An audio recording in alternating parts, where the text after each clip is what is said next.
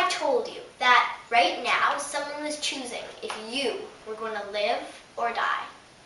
What if I told you that this choice wasn't based on what you could or couldn't do, what you've done in the past, or what you would do in the future? And what if I told you you could do nothing about it? Fellow students and teachers, thousands of children are right now in that very situation.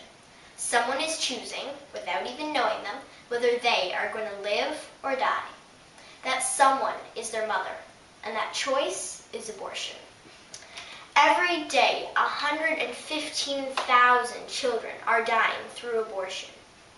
115,000. That means that 5,000 children would die every hour. All those lives gone. All that potential gone. And all that hope and future gone. Now, I know what some of you might be thinking. Oh, it's not really killing. After all, a fetus isn't a child, right? Why do we think that? Just because a fetus can't talk or do what we do, it isn't a human being yet. The word fetus comes from the Latin word, meaning young one or young child.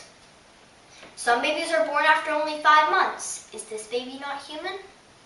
We would never say that, yet abortions are performed on 5-month-old fetuses all the time. Or do we only call them humans if they're wanted?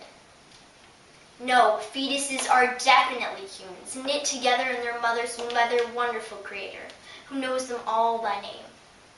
Some people might say that since abortion's legal now, it doesn't matter. It's not our business.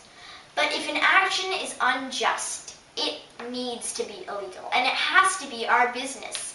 And this particular law has a huge impact on our society. In 1997, over 1 million abortions took place just in the U.S. And just last year, over 42 million abortions happened worldwide. I'd say that's a huge impact.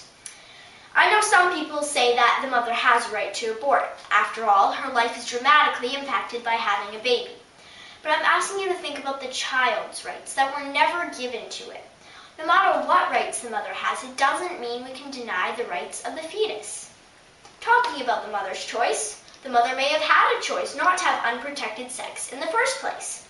We must remember that with our rights and our choices come responsibilities, and we can't take someone else's rights away to avoid our responsibilities. At this point, I imagine the age-old question arises. What if the mother didn't choose to have sex? What if she was raped?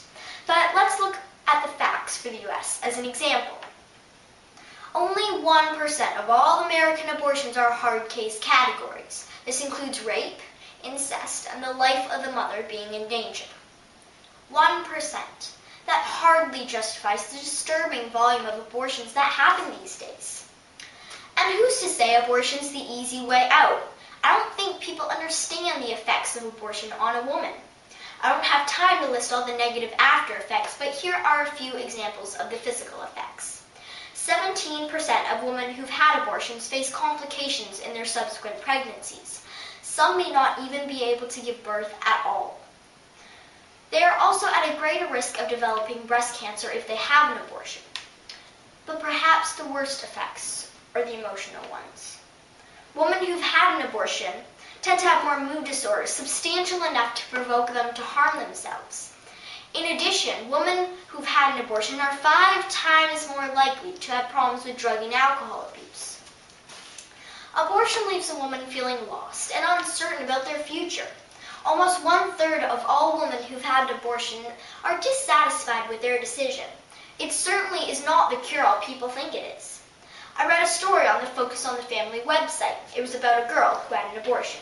She writes, "I had an abortion at the age of 17, and it was the worst thing I ever did. I would never recommend it to anyone because it comes back to haunt you. When I tried having children, I lost 3. Something happened to my cervix during the abortion." Sharon Osbourne.